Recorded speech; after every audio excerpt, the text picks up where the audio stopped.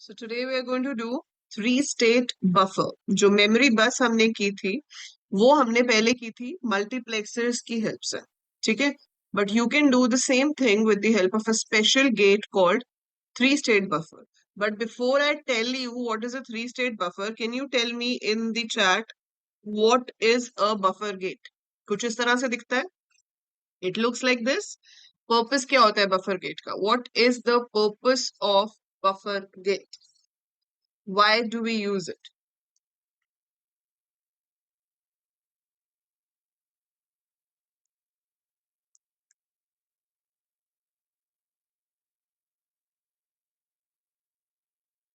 Three state buffer का, three state तो मैं बताऊंगी, बफर का क्या पर्पस है वो आप बताएंगे. विच passes the bit without any change. ए को पास करता है टू आउटपुट ए ही आता है. Very good. So it basically passes a zero as a zero, passes one as a one. तो अगर जीरो पास होगा तो जीरो आ जाएगा, वन पास होगा तो वन आ जाएगा. ठीक है, तो दो ही स्टेट हुई ना. किसी भी बाइनरी की दो ही स्टेट होती है, या तो वो ऑन होता है या ऑफ होता है. मतलब या तो वो जीरो होता है या तो वो वन होता है. थ्री स्टेट बफर में क्या है, इसमें एक स्पेशल इनपुट जाता है. अगर ये इनपुट जो जा रहा है ये वन है तब तो ये नॉर्मल फंक्शन करता है. ठीक है, इट वर्क्स नॉर्मली. सो ये जो स्पेशल इनपुट है, यहाँ पर स्पेशल इनपुट नाम दे देते हैं इसका. तो एक मेरे पास स्पेशल इनपुट आ रहा है और एक एक्स आ रहा है. इसके बेसिस पे हमें आउटपुट बताना है कि क्या होगा. तो अगर स्पेशल इनपुट वन है, इनपुट जीरो है, तो आउटपुट भी जीरो होगा. स्पेशल इनपुट वन है, इनपुट वन है, तो आउटपुट भी वन होगा. लेकिन अगर स्पेशल इनपुट जीरो है तो डज नॉट मैटर कि एक्स जीरो है या वन है, output will be undefined. So output जो है वो अनडिफाइंड होगा, मतलब कुछ भी नहीं आएगा उसके ऊपर. So it's non operational. Undefined से बेटर वर्ड यहाँ पर रहेगा कि ये जो बफर गेट है ये नॉन ऑपरेशनल हो जाता है. ये कुछ भी आगे पास नहीं करता. इट डज नॉट पास, उस पे कोई सिग्नल आगे जाता ही नहीं है. That is a three state buffer. अब आप ये सोचोगे कि मैम ये थ्री स्टेट बफर को यूज करके बस कैसे बनेगी. ठीक है, हम देखते हैं कैसे बनेगी. इसमें यूज होगा डिकोडर. तो पिछले वाले में हम क्या यूज कर रहे थे, मल्टीप्लेक्सर. अब हम क्या यूज करेंगे, डिकोडर. देखा जाए तो मल्टीप्लेक्सर और डिकोडर काफी हद तक मिलते जुलते हैं. क्यों? क्योंकि डिकोडर में आपके पास n इनपुट्स होते हैं. ठीक है, n इनपुट्स के कितने आउटपुट्स आ सकते हैं डिकोडर में. If you are using a decoder जिसमें n इनपुट्स हैं तो उसके आउटपुट कितने हो सकते हैं.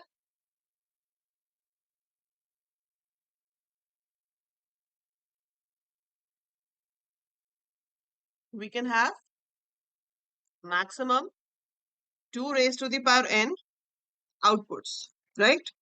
इतने हो सकते हैं ना. So we can have 2 raised to the power n outputs for n inputs.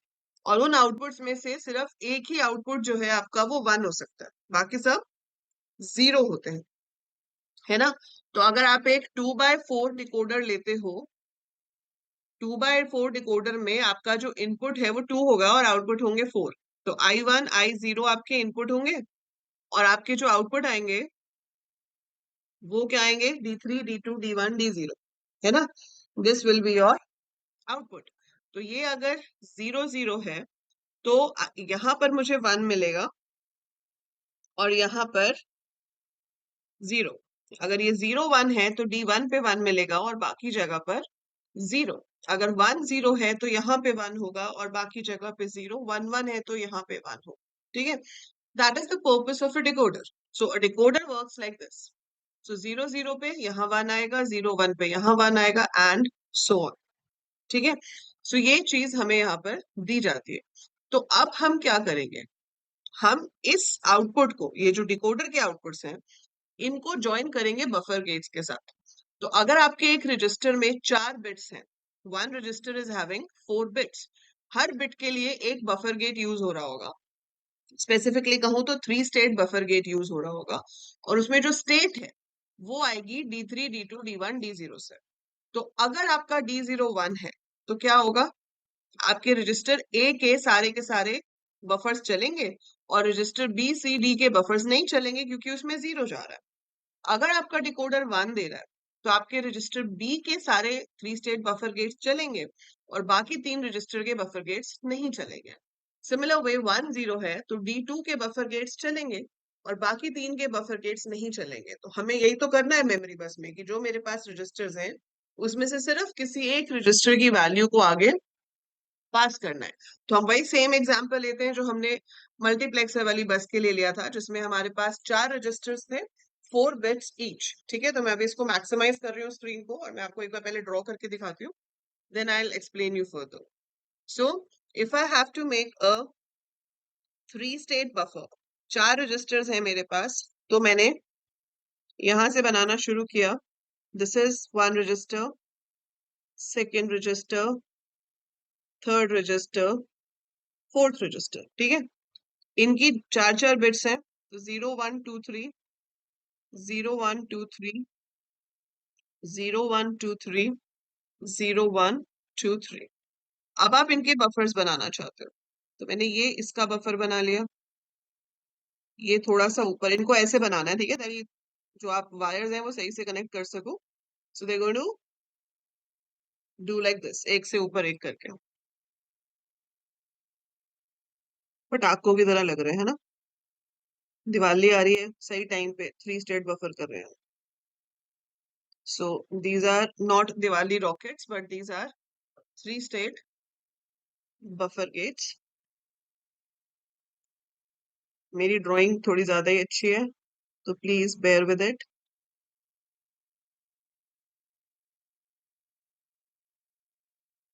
ठीक है, सिमिलर वे आपको बुक में भी ये पूरा डायग्राम नहीं दिया हुआ है, सिर्फ एक रजिस्टर के लिए बना के दिखाया हुआ है। They haven't given you the complete diagram for this. ठीक है, ये बन गया इतना पार्ट। अब देखो, ये है रजिस्टर डी, ये है सी, ये है बी और ये है ए।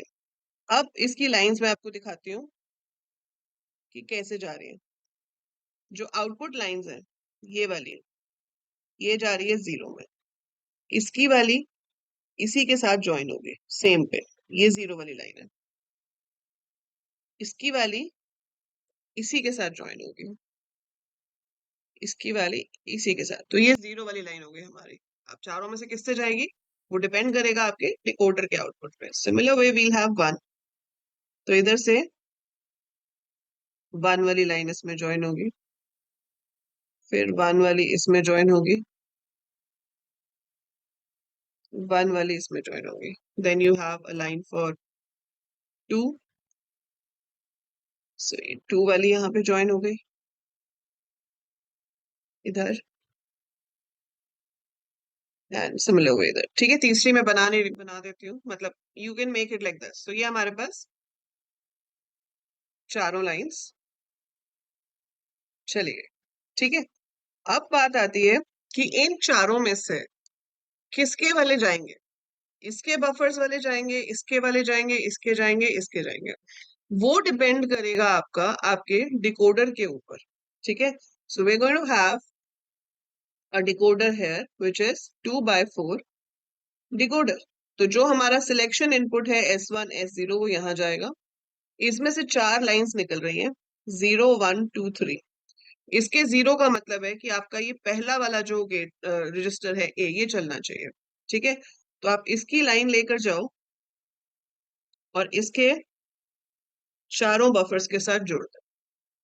फिर ऐसे ही, मेरे पास यहाँ स्पेस थोड़ा, मैं इसको नीचे को नहीं कर पाऊंगी। ठीक है, तो आप इसको थोड़ा ऊपर बनाना अपने पेज पे, ताकि फिर आप यहाँ से दिखा सको कि ये जो 1 वाली लाइन है ये जा रही है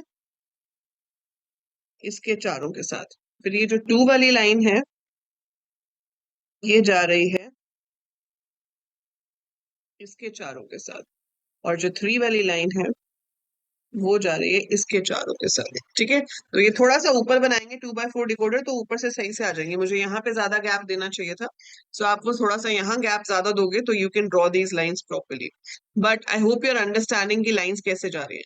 तो इसका जो 0 है it is going to the first register, 1 जो है that is going to the second register. तभी हमारा ये ट्रुथ टेबल काम करेगा कि 0 0 होगा तो रजिस्टर ए ट्रांसफर होगा, क्योंकि जब 0 0 होगा तो ये 4 बफर चलेंगे और इन तीनों में 0 जाएगा, इसलिए ये कुछ भी पास नहीं करेंगे। तो जो रजिस्टर ए ने पास किया ये फाइनल पे चला जाएगा। 0 1 होगा तो इसमें 1 आएगा, इन सारे 3 स्टेट बफर्स में 1 आएगा, ये काम करेंगे, इनका डेटा पास हो जाएगा, ये 3 काम नहीं करेंगे, तो आपके पास बी हो गया। 1 0 है तो सी होगा, 1 1 है तो डी होगा। So that's how your 3 state buffer memory bus can be designed for 4 registers having 4 bits each. तो 4 registers हैं, हर रजिस्टर में 4 4 बिट्स हैं, और इस तरीके से आप इसको बना पाओगे। तो मैंने ये अलग कलर्स इसलिए यूज किए ताकि मैं आपको स्टेप्स दिखा सकूं कैसे बनाना है। तो पहले आप 4 रजिस्टर्स बना लो, 4 रजिस्टर्स में जितनी बिट्स हैं उसके हमने 3 स्टेट बफर्स बना लिए, ठीक है। दूसरा स्टेप, उनकी लाइंस को ऊपर कंबाइन कर दो चारों बिट्स के साथ। तीसरा स्टेप, अपना डिकोडर बनाओ और डिकोडर की जो 0 वाला आउटपुट है उसको आपको लिंक करना है सारे बफर्स के साथ फॉर रजिस्टर ए।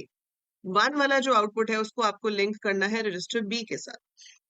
2 वाला जो आउटपुट है उसको आपको लिंक करना है रजिस्टर सी के साथ, और 3 वाला जो आउटपुट है उसको आपको लिंक करना है रजिस्टर डी के साथ, ठीक है। So that's how we make a 3 state buffer memory बस। फोटो खींचनी तो बनती है ना।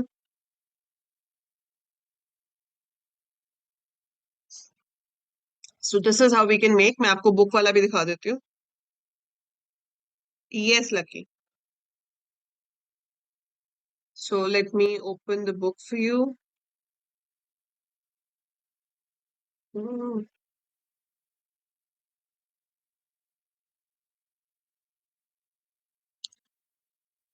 आपके कंटेंट सेक्शन में तो ऑलरेडी है ही, ठीक है।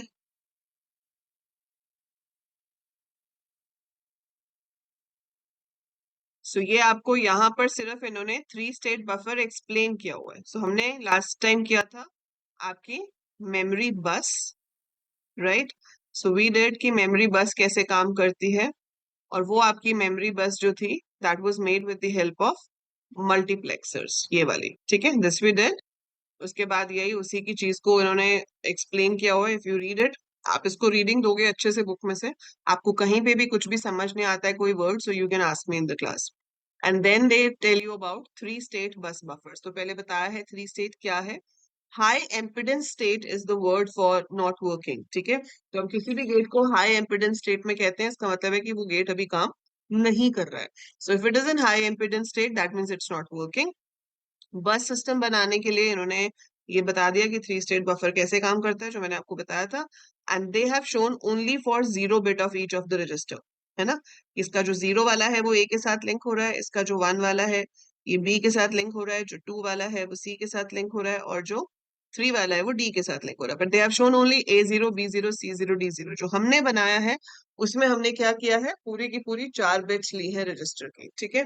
So this is to show only for 1 bit वो कैसे काम करेगा, but actually में you have to do it for all the bits, right? So you have to do it for all the bits. That's why we have made the whole structure like this. तो यही structure है but वो detailed हो गया है. So that is how we can make a 3 state buffer memory bus, जो कि एक set of registers में से choose करेगी कि किस register की values को आपको आगे pass on करना है, ठीक है। सो आपको किसी भी तरीके से एग्जाम में पूछा जा सकता है कि 3 स्टेट बफर बनाओ या मल्टीप्लेक्सर बनाओ। मल्टीप्लेक्सर वाले पे न्यूमेरिकल्स भी आते हैं, that we have discussed that how many multiplexers are required, कितना साइज होना चाहिए मल्टीप्लेक्सर का, ठीक है, कितने सिलेक्शन इनपुट्स होने चाहिए। सो उस तरह से आपसे न्यूमेरिकल भी पूछे जा सकते हैं। सो दैट्स अबाउट मेमोरी बस इन बेसिक्स, ओके।